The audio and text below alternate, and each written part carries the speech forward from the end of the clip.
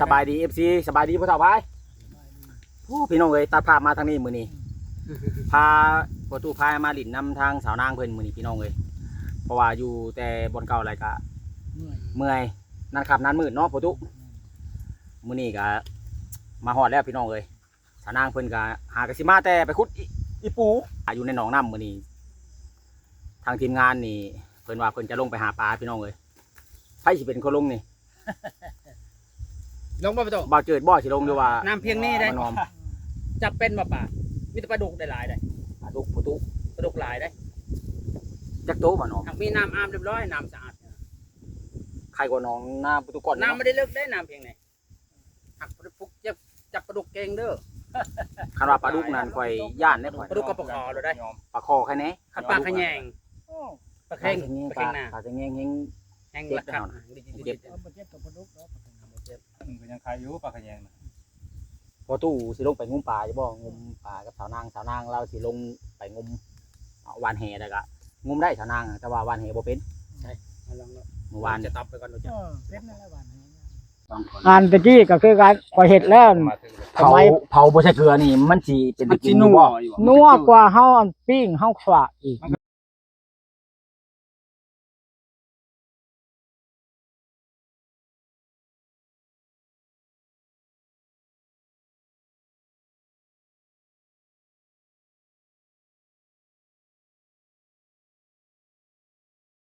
งัวคนละแบบเนาะ นัวคนละ มันสิแซ่บอยู่บ่พี่น้องเอ้ เอา ย ลองเบิ่งคำบอกเสือตู้พายเฮ็ดมาพอแห้ง เป็นตาได้อยู่บ่บ่นอม กระโตซ้ำในแห้งคักปลาคอ บ่อันว่าปลาหั่นน่ะ ว่าไปใส่ก็ลองเบิ่งถ้าเฮาเผาอันใด ตาได้อยู่เนาะ โอ้ยน้ำบ่ก้อนนี่ มีอยู่บ่ปลานี่บ่นอมเบิ่งน้ำคือใส่ติงหลิงแท้ ว่าโตอันนี้น้ำใส่ มันมี ตัวไป น้ำช้างอยู่กลางหัน สร้าง มันไม่น้ำช้างก็เห็ด เฮ็ด เลิกปานใดเนาะมึงบ่ท่วมหัวคุณบ่ลงไปหั่น เพียงนี้ประมา ทา ณ งมันก็แล้วกันนะดินมันเจือนลงไปหลายแล้วนะ โอ้โหตอนนี้ก็มีแต่รอสาวนางบ่สิเป็นเจ้าภาพพาลงเนี่ย หรือว่าไผสิลง นางลงจับปลาครับ ประตูตึกแฮเป็นอยู่บ่ เป็นนั่นแหละเป็น แล้วแห่ก็มีหันแห่ มื้อวานนี่สาวนางเพิ่นว่าคันให้ข่อยลงไปงุ้มน้ำนั่นได้ข่อยงุ้มได้ข่อยบ่ย่านหรอกว่าเปื้อนหรือว่าย่านแดดย่านหยังข่อยบ่ย่านขี้ร้ายแล้วว่ะ แม่นแหละ คันได้มีผู้ตึกแล้วว่ะมื้อวานนี่แต่เฮานี่บ่กล้าลงน้ำแล้วจะปลาเฮาย่านปลาดุกบ่แม่นอันอื่นหรอกคันลงไปกำถึกปลาดุกเงียงปักมือโอ้ยแล้วรถเฮากินกับบ่แซ่บ มันโฮมนี่หมดมีน้องเดียวได้เคล็ดนี่ ม มาจกคายตั้งแต่เดือน12ปลาน้องนี่ฮะ ยังอีกหึงบ่สาวนางสิมานี่ฮะ นางเว้ย พอตู้พายเมื่อยอดได้อย่างงลงงุมปลานี่ นี่ก่อนจะได้ช่วย เพิ่นสิลงงุมปลาปลาดุกหลายแท้อยู่นี่หั่นน่ะบ่แม่นน้อย ไปดิพ่อแม่ ด้วย ไว้พ่อแพทย์นี่เป็นได้คือว่าให้ข่อยโทรหาแล้วหาอีกแก แม่ เล่นอยู่นะเนาะ ถามโอ้ ครับโอ้ โอ้ยบอกว่าถาป้าโอก็ว่าถาป้าโอเนี่ยใคร มัวอยู่ไกลบ่ต้องมาแนวเพื่อน มา เงี้ยวมาจักกะลี ข่อยว่าสิกินเบิดแล้วคันได้ป นาย ลา ชายเลยที่โน่นนี่ว่ะนายชายกระจันลายๆบอก โอ้ยมีนายชายเดียวแล้วเลย แม่นยังเลยฮะ บอกเอาว่าจักรจันลายหรือบ้านนายชาย โอ้ บ่ได้ถ่ายบ่ดิ ถ่ายแล้ว ถ่ายปลาไปแล้ว พร้อมกันนะ มา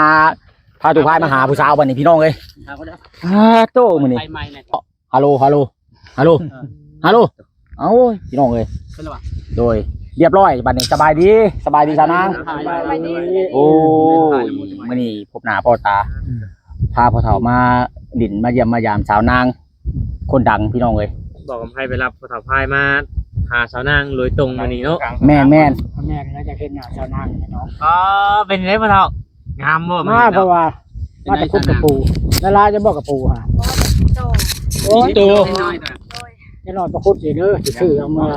แนวมัน มาปอนห้อมาให้แนว ไม่เห็นแนวไว้ จังมันให้แนวนะ ไม่เห็นแนว อยากได้กระปูมือเห็ดแนวอีก อ้าวกระปูมันยังสูงมันแซ่บเนาะ กระปูกระปูนามันเนาะ มีแต่ตัวไม่ไข่ได้อพ่อเฒ่า ตอนนี้ ไข่ ไม่ไข่หลายได้ตอนนี้นะ เอ ฝน อ ตกใหม่ คนตัวเท่าไข่ฮะ อยากอยู่ว่ากับปูไข่เลย ยากมันแหละ สาวนางคือคุดเอาแต่ตัวแม่ไข่เนี่ยบอก โอ้จ้า คือมีแต่ตัวแม่เจ้าจีนวานนี่หรือว่าเลือกเอา เขา บอก ขุดทึกหัน แต่ว่ามันจะได้ตัวผูบ่จ้า ก็เอาตัวแม่แหละ ตะปูเอาอยู่บ่ตะปูกัน เอาอยู่ เขาว่าบ่เอาโทษกรุบแล้วเนาะ เอาอยู่ได้พ่อเฒ่าเอ้ยตะปูก็ได้ เอาเนาะ เอาไปขายเอาเบิดเอาบ่เลือก เออ ไปขายเนาะ แล้วหาก็ไปมันนี่จะได้น้อยบ่ แม่นหาก็ไป ไม่ได้ขุดกระโปว่ามันจะไปเล่นใน มื้อนี้หันไปเล่นซื่อๆไปหาไป ขุดนำไปเล่นนำกับแม่ตุลีบ่ แม่นไปนำกันแหละ นั่ง พ เล่น อ นั่ง แล เล่น้ ว ตั้งใจขุดไว้ไงเนาะ แม่น พ่อจะบ่ ก็ ได้ ได้ ก ก ระ บ ปุก ตัวหนึง ได้กบตัวหนึงก็ตาบอดช่ำบ่บ่นอมบ่ บ้าบอก แม่นบ่บ่นอม ตาดีเนาะไอ้เจ้าเนาะ โอ้ อยากจะบอก เป็นจังไดพ่อตู้เป็นจังไดบัดนี้มา เป็นได้เห็น ชาว ชาว นา นา บั บ่ ดนี้นะ บ่ได้เป็นจังไดแล้วเนาะ งามอยู่ว่าชาวนาง ดีใจเนาะดีใจเนาะ ก็ดีใจอยู่ ชาวนางงามอยู่ว่า ก็งามไปงามมันเลยเนาะฮะ นี่บ่เคยเห็นมาครั้งแรก เสี่ยวก้อนน่ะบ่ผิด ผมผิด ถ้านางหลายใจย่าเลยเราอ่ะแม่นบ่ บ่เขาบ่ได้รายใจเขาว่า ทุกคนเนาะ ท่าแต่เราบ่ท่าบ่ได้แล้วว่าจะเอาใจฮ้อนล่ะ เพิ่นอยากได้อย่างเดียวบ่ แม่นเราจะได้เดียว เอาแบบไปไว้เนาะ แม่น เจ้า บางทีเขาว่าคบก่อนเนาะ อืม เป็นคือผู้แซ่บผู้สาวหั่นเด้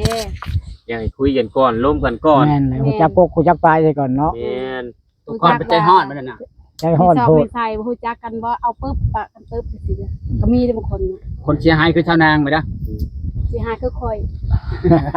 พอเห็นหน้าเลยจังเอา นั่นแหละ แม่น บ่ได้เสียหายแล้วผู้ชายบ่ได้เสียหาย ผู้ชายว่าเสียหาย อ้าวผู้ชายเป็นผู้แต่งยิ่งเป็นผู้ได้เสียว่าเสียหาย เราว่ายังบ่ได้แต่งเลย ว่าบัดนี้คือว่าแล้วนั้นพ่อตู้ เราสิเอาก่อนเราบ่ได้แต่งแล้วว่ะ ว่า ทำรถน่ะเนาะ แม่นแต่พ่อเจ้าก็พอได้ยินจังซี่ยินบักเสียงก่อนว่าวันก็แม่นความมันชาวนางอยู่เนาะก็ธรรมดาแหละ สาวก้อนอย่างแต่งเนาะพ่อตู้ อืม คัน เรา ว่าจะแต่ง บ่ บ่ ได้ เอา แต่ง มัน แล้วว่าสิเอาก่อน หักสิคอสิก่อนแม่นบ่ เอาก่อนจะคอนำหลังว่ะ โหมันก็รูปตายเลยเนี่ยน่ะเนาะแต่พอเราจะบอกเล่าว่าเจ้าว่าอีกอาทิตย์หนึงคือสิก่อนแม่นบ่ แม่นคือแต่ก่อน แม่นความเล่าว่าบ่ได้เลย ได้จังเลยแล้วจ้ะ สมมุติว่าค่าร้องค่าแก้วได้ซะแพงอยู่บ่สาวนาง เราบ่15เราบ่ทอก5ล้าน อืม ทอกครับทอกอันนั้นหัก5ล้านได้ทอกตัว10อันแม่นก้อนแล้วอ่ะ ข้างไว้เนาะ ข้างไว้ เอาครึ่งหนึง บ่แล้ว ข้างตัวน้อยแล้วจะทอกจะชิปนั่นคือเนาะ แล้วว่า ข้างหา คำอาจจะบ่มีแล้วว่าคำนี่ ว่าบ่มีได้เท่าไหร่คนมาเว้า เขาบอกว่าแม่นนิวมันค่ะว่า เอาสมมุติว่าพ่อเฒ่าไผถามค่าสินสอดค่าดองได้ซะสิประมาณเท่าใดน่ะ กะว่าเนาะ กะว่าบ่แม่นตุก้อนเด้นี่พ่อเฒ่าไผ สะพายนี่มันตุกก้อนเด้อนี่เด้อ โดย เบิ่งหน้าเด้อ ตุไผ คนละคนเด้อนี่เด้อตู้ได้ดิ ตู้พายบ่เคยตัวเคยต้มคนนะ อ่า นี่จะมันยิงแล้วติดตัวอ้าวเขามันยิงตัวเนาะอืม คนเฒ่าปล่อยคาลมเลย สิว่าแพงอยู่บ่ โอ้แพนก็บ่มีแล้วตู้พายบ่มีคือบ่ก้อนนะ แล้วเอาสมบัติสม จะบ่มีอยู่ธนาคารพุ่น บ่ ตามบ้าน มี ตามเมือง เอาซ้ำกันบ่ ซ้ำไหนอะซ้ำบ้านซ้ำเมือง สมบัติเมืองกันว่า30ล้านนั่นแหละ 30 ล้าน ยืนจังล้านบัด ว่า นี้ เพื่อต่อละวะเนี่ย ว่าเพื่อต่อหั่นแหละ น่า ก็ พ แม่ อพัง ว่า กัน เนาะ เนาะ เนาะ แล้วก็พอพัง เอาว่า กัน 10 แน่ ล้านไปแห่งต่อลงอีกเนาะ 30 ล้านก็สิเอาเบิดเลยเนาะ เพื่อว่าเพื่อต่อกระเทิกแล้วเหรอ เอาเบิดมันก็เบิดแล้วเนาะ มีหยังพ่อบ่ คือเครื่องหัวยังก็ยังต่อเนาะ ว่าเป็นว่าตาย มาปิดตัวหนึงให้ตายตัวหนึง ธรร แส ม ดง ดา ว่าส แห อ ละ งโตเนาะ โดย อยู่ซ้ายก็คือกันเบิดก็แม่นเขาเล่าอยู่เนาะบ้านนี้งัวตอนนั้นอยู่ที่นี้ถามเพิ่นว่า คำจะ คำว่า แล้วแต่อยากแบบให้แบบบาทหนึ่งก็มีบาท2บาทก็มีเลย ถ้าบ่ฮอดบาทได้จ้ะ บาท สะดึงสองสะดึงสาม สอง สะ สลึ ดึ ง ง ก็ได้อยู่ โอ้ แล้วแต่แบบคนบ่มีหรือคนมี นะคนบ่มีคือตู้พายเนี่ย แล้วแต่ฐานะ ตู้พายนี่มันบ่มีได้ แล้วแต่ ตุพายกับฐานะ อยู่ บ่ ใน ค่อย คน มี มา ปานใดเนาะ ทำ ตุพายเนาะ มันเบิดเลยเด้ อ่า เขาต้มหมดแหละเลยบ่มีหยังกำเพื่อแห้งนี่พอได้ชู จะ อ มี ยู่ สำใดก็เอาสำนาหา เพราะได้แต่งอยู่รอบสาม ได้ เออนะ เออนะ คำฮีด แล้วมันเป็นคำนะเอาได้เบิด เอาคลิปนึงเลยลงเอาไป คำปลอมเด้จ้ะ คำสอนมา เอ้ยอย่าได้ ครับผม ไปสิเอาเนาะคำบอก นี่บ่ชาวนาง เพราะว่าเป็นคำเลยคำปลอมเลยบ่เอาเด้อ เจ้าก็ห้างคอยก็ห้าง เอาทาง ก็พอดีกันเนาะเอาจำเจ้าจำคอย เจ้าตาบคอยตาบเจ้าก็ยังเรือช่องฉลึงกับพ่อแล้วเอาฉัน จากบ้านยังเหลือชมดึงแม่น เออ ครึ่งกลางเนาะ เอ้า ตรงกลางเนาะ พากันตาบกัน เพราะว่ามันเคยมีบทเรียนมาได้ คนจะ เนาะ บ่มีเนาะ เรื่องคำปลอมนี่เด้ เดี๋ยวไผแล้วเนาะ จากไผแล้ว แต่ว่ามีเคยมีบทเรียน บอกว่าได้ดิ โม่เฮา โอ้แปลว่ามันก็นักถึงเลยเนาะ เออ มันจมหมดปีแล้วมันจมกระตู้พายนี่บ่ก ก็ยังว่ายอมไปขอโทษ เราขยันให้ประตูพายไปเฮ็ดเวียกเฮ็ดงานอยู่นั่นเนาะ บ่ได้ญาติเห็นหาเห็นหน้าเนี่ยญาติแต่หน้าบ่หลาย อยู่เราขยันอยู่แต่คอยนี่ ยันแต่จับรถไทยบ่ได้เนาะ รถไทยเนี่ยยอมว่าก่อนโลก เนาะเห็นให้ชวนธรรมดาได้เนาะ ได้เบิด ให้หน้าใหญ่ ดำหน้ากลางคืนนี่ก็ได้ เอาเห็ดแต่กลางคืนได้เห็นหน้าได้บ่ตอนนั้นก็ได้คือกัน นอน เนาะ นอนดำ บ่ได้ ได้เบิด เรื่องหน้านี่บอกดำก็เอาเมียตัวนี้มีแต่เฮาดำผู้เดียวหาได้ อ้าวบ่ดำมักดำกลางคืนบ่ แล้วก็คืนก็ดำ กลางเว้นก็ดำ เว้นก็ดำได้อาญาติแต่เมียบ่ชูเห็นเวียกหั่นน่ะ เรื่องเฮ็ดเวียกนี่บ่สู้แล้ว บ่ชูซ้ำนี่บ่ชูซ้ำหมู่เจ้ายังบ่ชูเฮาอยู่ อ๋อ เขาว่าเจ้าคือเหือแห้งเจ้ากินหยังบ่ได้กินหยังมันธรรมชาติเนาะ ดูนะดูภาพไผมันเนาะ สุขภาพไผมาเห็นก็ลาวนี่มื้อน่ะคนเชียงรายผมมาลาวว่าเบิ่งในรูปคือเฒ่ามาเห็นมันก็บ่ได้เฒ่าปานใดเนาะคนขยันเฮาแต่ว่าแถวนี่เป็นเคยหลายได้พวกทำเมานี่ก็ผู้นี้แหละเป็นผู้ใหญ่อันเมียอันน้อยอันป้านี่ลูกหลานเราแล้วนี่บ้านนี่เมียอันยายแบนนี่ก็แม่เฒ่าทวดแล้วกับคนบ้านยังชูงนี่แหละจะแม่นไผเฮาเราตายวังแล้วนี่เฮาน่ะเป็นน้องเคยเฒ่าดมตะกี้น่ะดมตาหมอดมนี่เด้เป็นน้องชุมลงทุนเฮานี่แล้วคุณจะรวยพวกนี้แล้วโกงห่างบางหน่วยเพิ่นน่ะ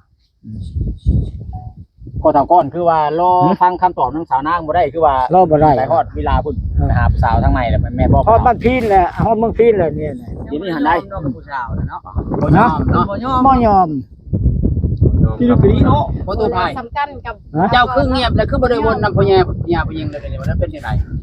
ตัวนี้นะ คือเงียบๆแน่คือบ่เห็น เงียบน้อยนะ ตาบอดอะบ่หุ้นแห้งบ่ได้เรื่องน่ะเนาะ ธรรมดาเนาะคอย ไปกับพ่อก็เว้าไปเนาะ บ่แม่นสิทำนุกรไปเอาไว้หรือว่า บ่ได้ ต้อ นะ งคบไปก่อนแม่นว่า จังว่าพวกมันจะไปถามก็ก็บ่แม่นอยู่หาว่าก็เบิ่งคือกันเนาะนางอะก็โทรจะนำหักบ่เขาจะว่าสิแต่งเมียให้ปีแล้วนี่เฮาก็ยังบ่นั่นนะเรียกว่าบุญบ่ถึงจับเขาเจ้าบ่เขาเจ้าบ่คนมีแน่เนาะ มันบ่แม่นเนื้อคู่เฮาบ่ เรียกว่าบ่แม่นบ่ลง เนาะ คันมันแม่นนี่บ่ยากเนาะมันจองมาโลดเนาะ มันหักจองนั่นแหละ แม่นเลย คันได้บ่ฮอนเสีย บุหานเพราะว่าคาดได้บ่หอนเสียเนาะคาดไปเมียบ่นะบ่หอนห้างเพิ่นว่าแม่นบ่คาดสิได้บินมาคือนกเจ้าท่านบ่คาดสิได้สิบินจื้อจินนี้เด้อชาวนา ได้เจ้า มาแล้วนี่นะทุกท่าน บินมาแล้ว จากว่าเนื้อคู่มันนี่จะได้พอชาวนาง จังว่าแล้วเนาะคือกันอยู่หน่อยหนึ่งเนาะ คือจอยๆคือกันเนาะ จอยกันคือกัน จำแล้วน้ำไปใส่พ่อเพชร คือกันอยู่หน่อย ชาวนางมันนี่ก็แต่งตัวงามผม เข้ากล่องห้องน้ งามเลยเนาะ ำหน้าก็ใส่แล้วมันนี่ชาวนางมันนี่ทาครีมยังนะ ทาวันสลักเฮ สระเกพันห่างเลยนะ แม่นทับหางแค่นี้เนาะ บ่เป็นตายบ่อยากอยู่ใกล้ พันห่าง เกฟาดหางนี่ ชาวนางตอนนี้ละอ้วนขึ้นแล้วกินข้าวแซ่บนอนหลับคนว่าโอ้ บ่ได้ ย กินเขากินแต่ แน ข้าว ว เช้า แนวไหนสนางคู่ฟ้องนี่ที่หา กินแต่ข้าวเช้าฮอดมันยากเลยวะ สำอายก็ได้ ประมาณไหนก็ได้นะว่า ประมาณไหนก็ได้บ่บ่จำกัดอายุบ่ แต่ว่าที่เขาหักจริงละว่า ใจ เรื่องแต่หักจริงใจ ต่อหน้านี่ถือว่าคนดังไหม คนดัง เราเห็นตลอดเนาะ จำกัด ในเพจในติ๊กต็อก แล้วก็ ทำ คน ภาษาพายนี่พ่อสิได้อยู่บ่ แล้วก็คนบ่องค์บ่อวดเนาะ โคเพียงแต่ว่าบ่ลอยเมียมาตัวแล้วอ่ะ บ่ลอยกัน ถ้าว่าลอยเมียมาหานี่ได้บ่ชาวนาง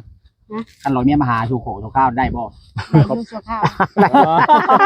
คบไปก่อนละว่า บ่เล่นจังซี่เนาะ แกงหวยแกงนะคบไปก่อนคนเหนาเนาะ คุยไปก่อนเนาะ ไปก่อนอยู่ ก็แม่นแล้วเบิ่งไปก่ เขา อน ลองคิดมันก่อน เขาว่าไปก่อน น้องคิดน้องเบิ่ง คือว่า คุยกันไปก่อน วัว เบิ่ ยัง งได้ คือ อยู่ ประตู เนาะ ก่อนนั่นแหละลองคิดมันก่อน คบไปก่อนเรายังบ่มีคำตอบไว้ง่ายไป แม่นแหละ เช่นผู้ต่อพายแล้วก็บ่แม่นคนใจฮ้อนใจอันนั้นเนาะ โดย พบพูดคุยกันก่อนเอาเบอร์2เบอร์โทรกันแล้วติดต่อหากันแล้วโอ้ร่วมกัน แม่นแหละ แล้วมักทักหรือว่าว่าถือข้อกันจะว่ากันเนาะพวกเราเนาะค่าสินสอดค่า เขาเรียกว่าปุ๊บปั๊บกระโดดเนาะสนางมันบ่ได้แน่นอนเนาะกิน ยันว่าใจฮอนคือประตูก่อน บ่ได้บ่ฮ้อนนะ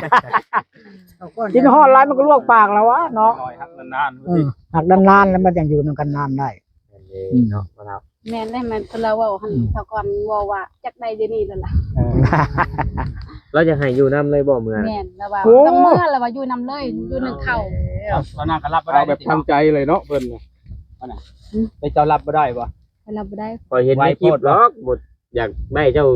อยู่นำมื้อนั้นเลย โอ้ ยังบ่ทันได้บอกลูกบอกเต้าว่าซั่น โคตรเสียเนาะ จะให้มาอยู่นำนั่นแหละ ให้มาอยู่นำ ให้เมื่อจำไปมานำบ่นาง แต่ผมให้เมื่อแต่คอยก็ว่าเมื่อก่อนเนาะ โอ้ พ่อแม่ก่อน บ่ให้เมื่อเพิ่นว่าอยู่นำก่อนเพิ่นว่า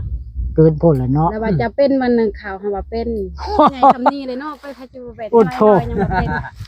บ่เป็นคนหนึ่งข่าวมันก็ตายแล้วคนเนาะ เป็นละแม่คนแล้วบ่นาง เป็นแม่คนแล้วก็พอเป็นได้แล้วเนาะ มีลูกจะคนสาวนา มีลูกคนเดียว ลูกคนเดียวผู้หญิงผู้ชาย ผู้หญิง ผู้หญิง แม่น ลูกสาวเนาะ ได้กำไรเดี๋ยวนี้เอาแล้วสั่นน่ะ สาวนาอายุจักปีแล้วนี่ สาวสาม สาว3 ปี จังว่าแล้วเรื่องกำไรกันเนาะคู่มือ บ่เป็นปัญหาได้อันนี้ มันคู่มือนี่ อายุบ่สำคัญเนาะ อยู่เพียงตัวเลข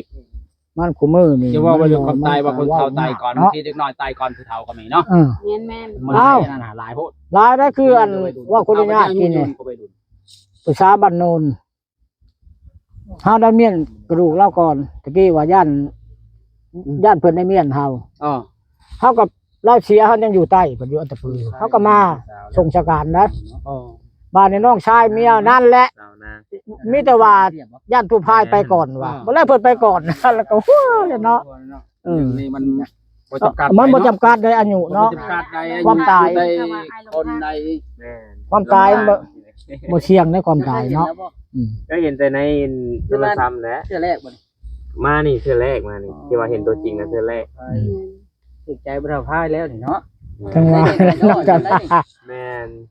ถึกแต่เฮาแล้วจังเล่าสิถึกเฮาบ่ถึกแล้วเนาะ โอ้เฮาต้องล้มแหล้วปล่อยคำเล็ดใส่หลายคำกับ แม่นแม่น ปิดอ่อน คนเฮาต้องคบไปก่อน แม่นแหละกับบ่เผาก็ได้แล้วเนาะ นั่นน่ะ บ่ มา คบไปเรื่อย บ่เอาแม่น คบ บ่ ไปเรื่อยๆ คบไปเรื่อย ผู้หญิงก็ต้องพิจารณาเบื้องต้นได้ประตูพายเอ้ยก็คือเพิ่นเว้าแล้วเห็นเงาแล้วเอาเห็น เห็นรูปแล้วเอา เห็นรูปแล้วเอาเห็นเงาแล้วคุบน่ะบ่เป็นน่ะนะ จักหัวจักหางเนาะ ต้องถามที่ จะ ไป คนแนวใด ที่มา จัก ก่อน จังนิสัยแบบใดไปได้ แล้วในสายแบบใด คนเฮาต้องวัดกันก่อน ก็แม่นแหละ โดย ก็เฮาก็คิดคือกัน ว่าตัวพายจะเอาเจ้านางรถปุ๊บปั๊บก็ยังบ่ฮู้จักนิสัยเจ้านางแม่นบ่ ยังแห จั ละ กเจ้านางเบิ่งหน้าตาก็งามอยู่นะนิสัยเราจะเป็นจังไดเนาะ ธรรมดา ที่ไปอะไรเก่งงอนไปเห็นผู้ชายไปแต่นำผู้ชายเจ้าสิรับได้บ่ บ่เอาแล้วนั่นเนาะ อันนี้ก็คือกันเลยเนาะ เคยไปได้อ เคยไป เอาว่าพื้นเฮาก็ว่าพื้นใช่ว่าพื้นเนาะเธอทุกคนเป็นแบบเงียบๆนี่ คัน ก็ ไปบุญเขาไปได้อยู่แต่เรื่องนี้เขาบ่ไป บุญบ้านนี่ไปเด้อจ้ะไปบ่ ไปกินลาบ กินเส้นเลยนะ ว่าสิไปเว้าได้นั้นเลย ยังบ่มีรถเนาะยัง บ่มีจะให้เขาจะมาเอาดอก เคยนี่ไปชวนไป ลำเรื่องบัก เอา ให ไป ญ่ อยู่แล้วตัวพายครับ ๆไปลำเรื่องซั่นได้ ไปกินลาบงัวอยู่เฮือนเราน้ำบ่ กินดูแล้วเอาละ1,000นึงแล้ว แม่น อือ สุดท้ายเอางัวไว้ตัวหนึง ก็ดีเลยฉันเนาะ ก็ดีได้กินแล้วนะโอ้ย สิบ่กินกระดูกมันกินแต่ซีนมาแล้ว ไปกินกระดูกได้ กินกระดูกมันก็หวานมันก็บ่นั่นแล้ว มา เนาะ สวยก็ได้กินกระดูกแล้วมันมาแต่ หมอบ่ได้ช่วยแล้วเนาะจะให้เขามาเอาแต่ดึกเนาะ บ่นอมพาไปแต่ ได้มานอมก็ได้ให้ไป ก ก็ ระดู ได้ กคนมากระดูกได้แกงกระดูกคนมากแกงกระดูก พวกเจ้าบ่ยากหรอกไปเบิ่งกันเนาะ แม่น บ่แม่นว่าสิเล่เกนั่งจังว่าบ่เห็นบ่อัน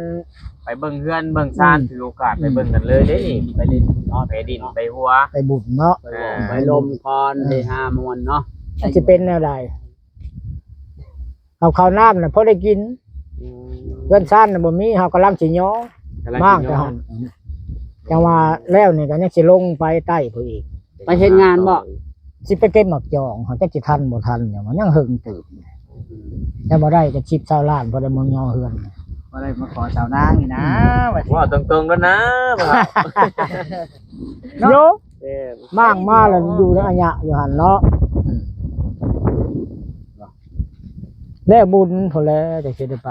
บุญมื้อจะค่ำบุญฮะ วันที่11เท่าไรก็อย่าวันที่ คือ 11 วันหยังไอ้นั่น 41 ปักเต้าบอลแวะ เลิกคนแต่นี่วันที่9 มื้อนี้ก็วันที่ เลิกคนแต่ อีกบ่โดนดอก เลิกคือมื้อนี้10เป็นได้10เพิ่นสิเซียน ต่ ลู อก ไปบ่